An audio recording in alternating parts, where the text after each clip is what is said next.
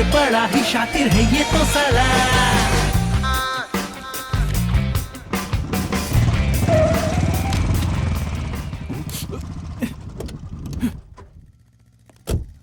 का यार तोरे खातिर कितना इंतजार करे के अगर पड़ल? जरूरत होके तो थोड़ा देर इंतजार करे के ही पड़ेला। ओके ठीक बा, बोला बात का बा। वैसे फाइनेंस भी ना मिली, फिर काहे वो फ्लॉप हीरो के लेके फिल्म बनावता? का बताई यार, ओकर पहला फिल्म सुपर हिट भइल रहल।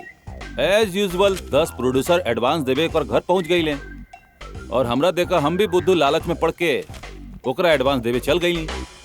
ई का सिर्फ एडवांस दे रहल बड़ा, पूरा पेमेंट दे देबा तो दशहरा तक फिल्म रिलीज हो जाई ऐसन बोलस।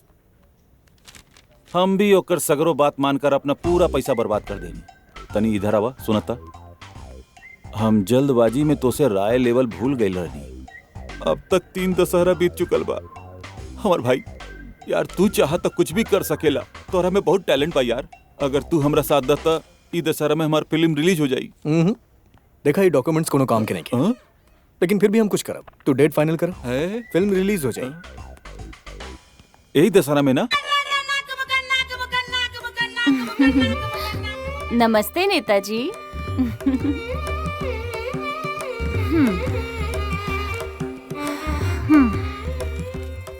ई पेपर पर तो तोहरा के लोन मिलल मुश्किल बा, बहुत मुश्किल बा। मैडम आप तो हमारे हीरो के टैलेंट जलने बिना ऐसा बात कर रहल बानी। एक ही हफ्ता में पैसा रिटर्न आ जाए। का कहनी एक ही हफ्ता में? शायद आपकी एक बात पता नहीं थी। अगर हम यहाँ पर बैठल बानी ना तो ओकर कारण हमार भाई बा। प्रोड्यूसर के बहुत ख्याल रखे ने हमार भाई।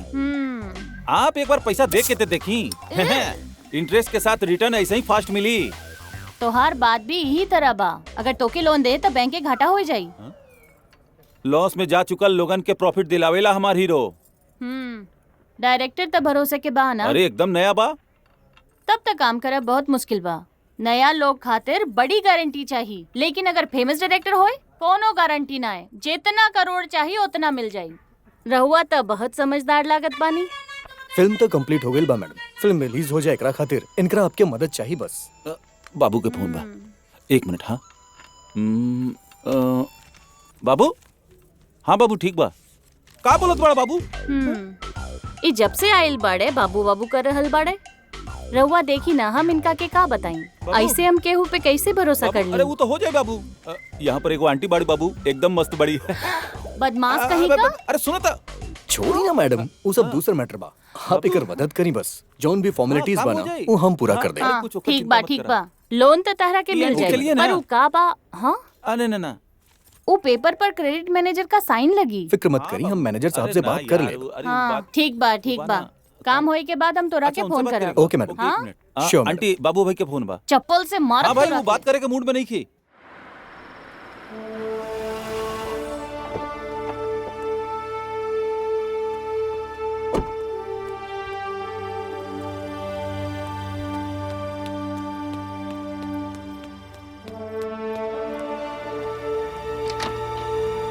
ओके आए तेजा। अरे ई का तू हमेशा बैकडोर से ही का आवेला? लाइफ में आगे बढ़े खातिर हमनी के बैकडोर के इस्तेमाल करे के ही पड़ेला। शॉर्टकट। हाँ शॉर्टकट। ई नहीं। हाँ। लास्ट मंथ जौन आप 2 करोड़ के जमीन ले ले रहनी, वो अब 4 करोड़ के हो गइल बा। वाह। नो वाह, कल एकर वैल्यू 40 लाख होगी। का? एक खातिर जल्दी से जल्दी कुछ भी करके वो जमीन के केहू और के बेचे की कोशिश करी। कल मेट्रो लाइन के प्लान बने वाला बा और कल हमनी कैलाश के ऑफिस में मिलब, वो भी फ्रंट डोर से।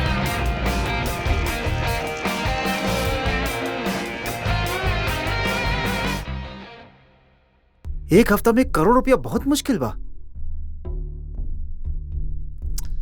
ए डील खातिर 1 हफ्ता बा, अगर ना भेल तो माल दूसरा के बेच देहल जाई। आपके बात तो सही बा शिवा भाई। ई डील की जरूरत सबके बा, बाकी हमरा सबसे ज्यादा। ई पैसा से हम अपन माई के इलाज कराई, हम अपन फ्लैट बेच के एमे इन्वेस्ट करब। बढ़िया। तोहार का शादी भी ना भेल बा, तोहरा का फर्क पड़ी? यहाँ तो शादी भी हो गइल बा, एगो बच्चा भी बा। सिद्धार्थ के देखी बैचलर बा, एकरा पास बहुत पैसा होगी। सर आप लोग तो जाने ली, कल ही हम बेंगलोर के फ्लैट के पैसा भर ले बानी। अब इतना जल्दी पैसा कहाँ से आई सर? सर 1 मिनट। नमस्ते मैडम। हाँ नमस्ते। रउआ के दोस्त का लोन पास हो गेल बा, पूरा 1 करोड़ पास भइल बा। रउआ जल्दी लेके जाई, काहे के हम छुट्टी पे जात बानी। ओके मैडम, हम आवतानी। सर पैसा तैयार बा। अरे कमाल बा, एगो फोन कॉल से तोहर लॉटरी निकल गई। धर्म भाई, ऐसा नहीं एगो फोन कॉल हमरा पास आ जाए तो बात बन जाए। तोहार हालत बदले खातिर फोन कॉल के जरूरत नहीं के, एगो साइन ही काफी बा। ई जगह हमके दे दा। तेजा, हम तोरा के कितना बार समझौनी, फिर समझावा तानी। हम ये जगह ना बेचब। इस जगह के बारे में दोबारा बात मत करिया। तो कि होटल बनावे के बाद कहीं और बना ला। हमने ये क्लब के सिर्फ बिजनेस पार्टनर्स बानी, इससे ज्यादा कुछ ना।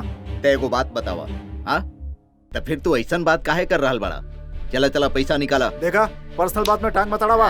का पर्सनल बात? बकवास बंद करा। बीवी के गुलामी करेला और कहत बड़ा की फैमिली के पर्सनल बीच में मत लावा। मत बात पैसा लेके तोहरा आवा। जैसे चीटर ना बानी हम। अरे हमरा से गलती हो तोहरा गई के कि कितना तोहरा बार जैसन समझौनी, डरपोक के तो हम फिर से पार्टनर पर्सनल होता बनौनी। रहा। अरे पर्सनल गलती देखा, तेल बहुत हो बेचे। गई। अरे पैसा लेके आओ अरे पैसा। बकवास बंद करा। जब से- बस।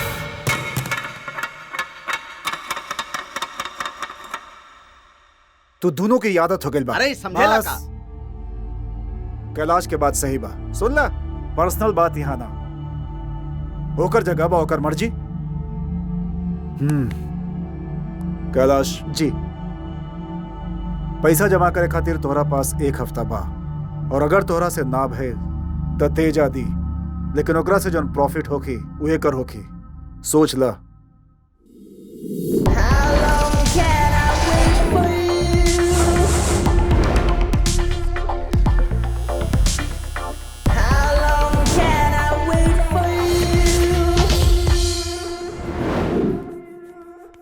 Good morning. गुड मॉर्निंग सर। नमस्ते नमस्ते। सर। पिंटू, अपन होमवर्क करत हड़ा ना? रहुआ और मम्मी हमेशा काम करत रहनी डैडी। ई बतावा, मम्मी के मूड कैसन बा? अब तक तो मम्मी के मूड अच्छा बा। अब आप आ गइल बानी तब पता ना। ई होना छोड़ेला हमरा। मम्मी मम्मी के जैसन तोरा भी चर्बी चढ़ गई बा। हमार जानू।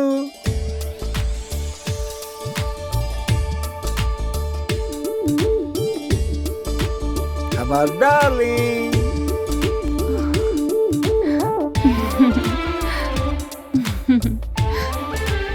अरे रे रे रे रे रे, औरतन के सुंदर दिखावे खातिर तोरा के कितना मेहनत करे के पड़ेला ना। फिर भी हम तोरा के ना बदल पाईनी। आज जुआ में कितना रुपया हरला हा? तू ही काहे सोचेलू कि हम तोरा से प्यार से बात करे लेते हम पैसा हार के आइल बानी? 3 दिन में हमने के हालात बदल जाई। आहा। ये सब तोहरा हाथ में बा। ज्यादा मस्का मत लगावा। पहले बतावा बात का बा? उ का बना, जुबली हिल्स में एगो फ्लैट बा, बंगलो बा। ओके हमने के खरीद के बेचे के वजह से हमने के मुनाफा होखी। अभी थोड़ा सा एडवांस देके ओके बुक करे के बा। अभी तो हमरा के पार्लर के कागजात देता, ओके गिरवी रख के हम पैसा उठा ले। एक बार मुनाफा हो जाए, बस समझा कि हमने के रोज दिवाली बा। अरे आज का दिन तो बहुत अच्छा बा। हमरा अभी ही एक बहुत बड़ा ऑफर मिलल बा। जबन चीज हमरा काम के नहीं खे, ओके देने पे जवन चाहिए वो मिली। ई ऑफर बा। अच्छा ये बतावा, हम तोरा के बदले कैसे करी ई सोचत बानी। पागल हो गइल बाड़ू का? ऑफर मिलल बा तो सोचत काहे बाड़ू? आगे बढ़ा। लेकिन हमरा अलावा और का हो सकेला जोन काम के ना होखे? वो तो रहुआ है डैडी। चुप कबाड़ी। अगर तुम मान गईला तो समझा हमार लॉटरी लाग गईल। लेकिन हमार जिंदगी में तो अंधेरा छा जाई। समझ गईला? पेपर देला तो उहे हाल हुई। सुना, अगर दोबारा हमरे पार्लर पर नजर डलला तो हम दोनों तारा के छोड़ के चल जाइब। हम अपन जिंदगी में खुश बानी। तोरा के क्लब में जोन करे का बा तोन करा।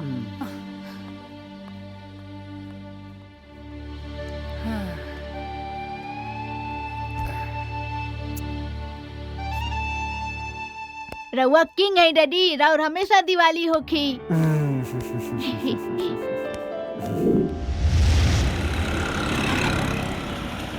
तो सब ध्यान से सुना। कल 27 तारीख है। सब अपन अपन पैसा लेके दोपहर के ठीक 2 बजे हमरा घर पर मिला। धर्म 27 के हमार बर्थडे बा, हमार लकी डे बा। 2 + 7 9 राइजिंग नंबर।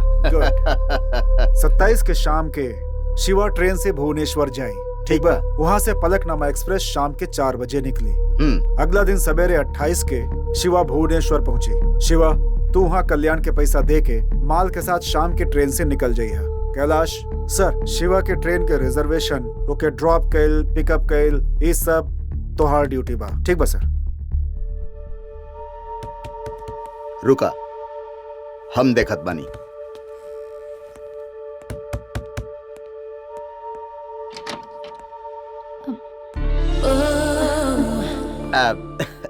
हमार होखे वाली पत्नी बाड़ी। तू यहाँ काहे आइल बाड़ू? हम अपन फ्रेंड के शादी में जा रहल बानी। बैंक के लॉकर के चाबी चाहिए हमके, यही से। हाँ तो अंदर आवा ना। हाँ। धर्म, हम थोड़ा देर में आवत बानी। अरे आवा ना।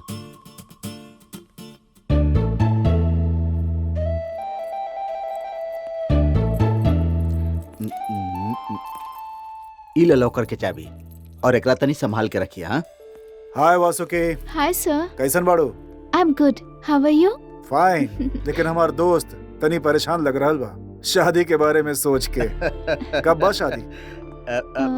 वो कहा कि हमार पढ़ाई चल रहल बा त पढ़ाई जल्दी से खत्म करा। हमने के अपन दोस्त के दूल्हा बनल देखल चाहता नहीं, वो जल्दी समझ लू। Bye bye sir. चला चला आओ। बाय। Take care. बाय।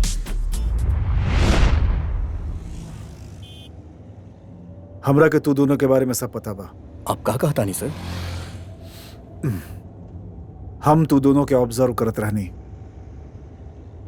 सर आप का बोलता नहीं, हमरा कुछ समझ में नहीं किया आवत। तेजा के होखे वाली पत्नी से तोहार पहचान कब से बा बतावा।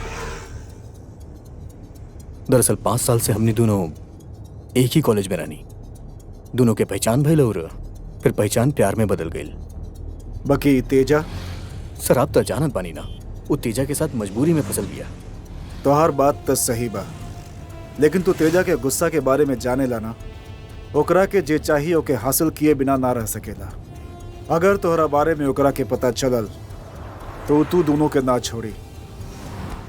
तोहरे भलाई खातिर कहतानी, तू दोनों ये रिश्ता के तोड़ दाते अच्छा रही। सर? यस, कहे कि ये मामला में वो हमार बात भी ना मानी। बड़ा जिद्दी बा। फैसला तोहरा हाथ में बा, अच्छा तरह से सोच ला।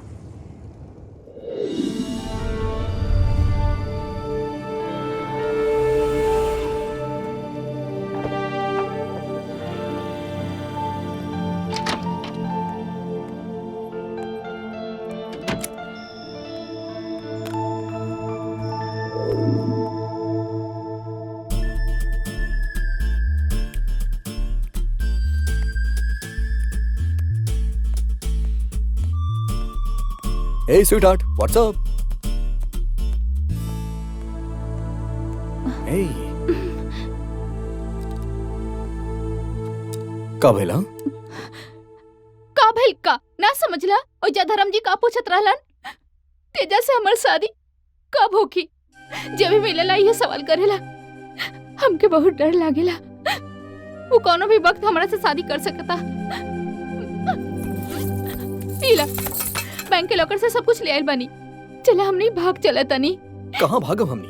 कश्मीर, कलकत्ता, गोवा, केरला, कहूँ भी जाई वो हमनी के ढूंढ लेई। चोरी और किडनैपिंग के केस डाल के वो हमके अंदर डलवा दी।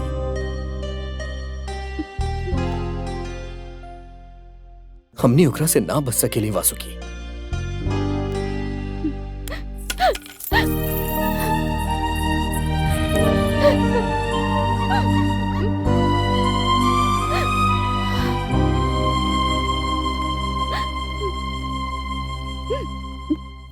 जल्दबाजी मत करा वासुकी।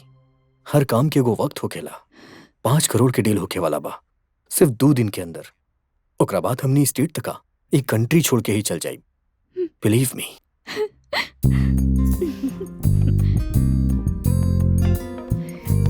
कनाडा,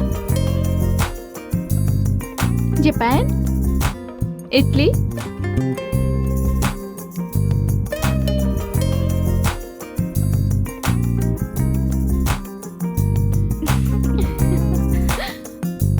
तुमसे क्या मैं क्या कहूँ जाने, क्या मैं क्या करूँ। कभी मान मैं जाऊँ, कभी मैं ठहर जाऊँ। मुझको बाहों में भर लो, मुझसे प्यार तुम कर लो। दिल में तुम नशा भर दो, आओ ना। पी लो होठों से शबनम भर दो, सांसों में शोले मुझको यूं न तड़पाओ, आओ ना। तुमसे क्या मैं क्या कहूँ जाने, जाऊं, कभी मान में जाऊं, कभी मैं ठहर जाऊं। Listen to my heart.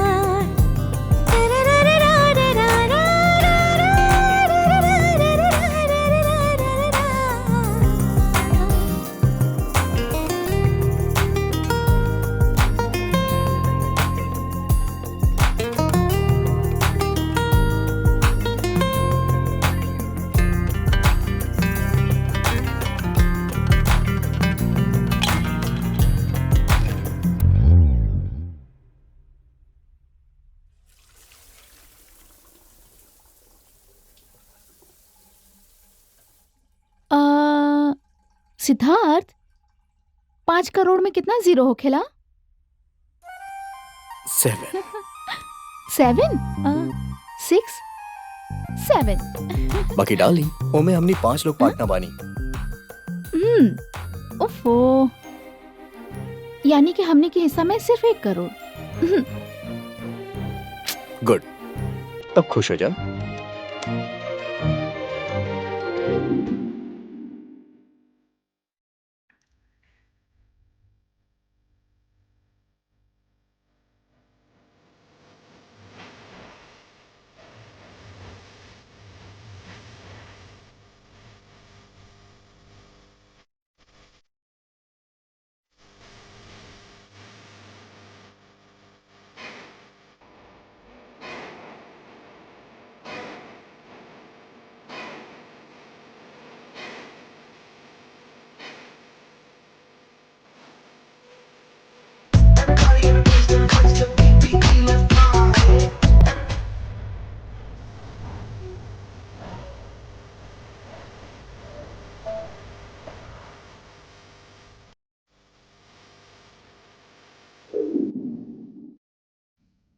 Hi darling, हे बेबी, का करत तारू? हम का करता नहीं? Guess what? हमरा बारे में सोचत हो? टाइटैनिक फिल्म देखा तानी। टाइटैनिक मतलब हमार फेवरेट सीन देखा तारू? हाँ, सेम सीन। हमने के भी एक बार ट्राई करे के चाहिए। अच्छा, बस एगो मौका था दा। तू ऐसा सोचेला? काहे ऐसे सोचे में कोनो दिक्कत बा का? तरह से कुछ ना होगी। हेलो, तू हमार मजाक मत उड़ावा। हमरा अंदर भी जज्बात बा। अच्छा, त एक बार चांस था, फिर दिखाओ कि हम का कर सकेली। हाँ हाँ, कोनो बात ना, कल मिलल जाई। बाद में कॉल करता नहीं। ओके बाय। बाय। ओके, हाँ बाय। हाँ, रुका। एकरा लॉकर में रख द और एगो पैक बना के ले आवा।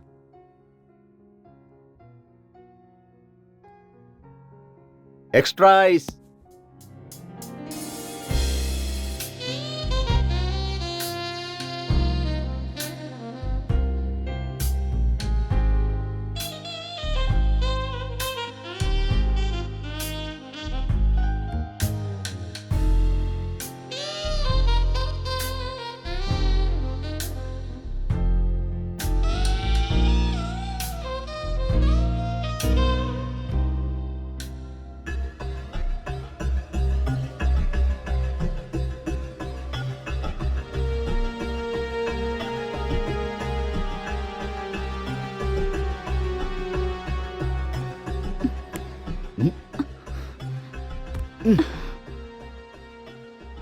कहाँ जा रहल बाड़ू?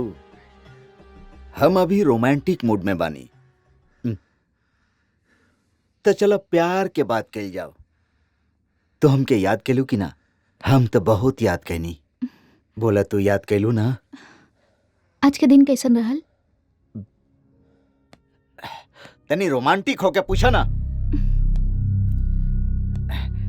ई सीन देखत समय तू हमरा बारे में का फील करत बाड़ू?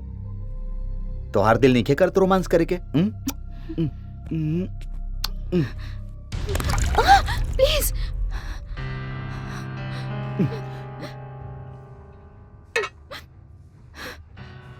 तोहार प्रॉब्लम का बा? का प्रॉब्लम बा तोहार? हम तोहरा से प्यार से बात करत बानी और तू बाड़ू की तू हमेशा हमार मूड खराब कर देवेलू। अगर हम चाही तो तोहरा अभी के अभी आपन बना सकत बानी। हम तोहरा से प्यार करेनी, शादी कल चाहत बानी, बाकी तू बाड़ू के हमेशा बहाना बनावत रहेलू। ए सुना, अगर हमरा अलावा तोहार जिंदगी में केहू और आइल ना तो हम ओकरा जान से मार डालब। एकरा मजाक में मत लिहा। अरे ये तो फिल्मी डायलॉग हो गई। फिल्म में विलेन बोलेला ना हमेशा, लेकिन हम का करें, हम तोरा से बहुत प्यार करेनी। वसुकी, ए वसुकी, हम तुहार हीरो बानी, तुहार होखे वाला पति।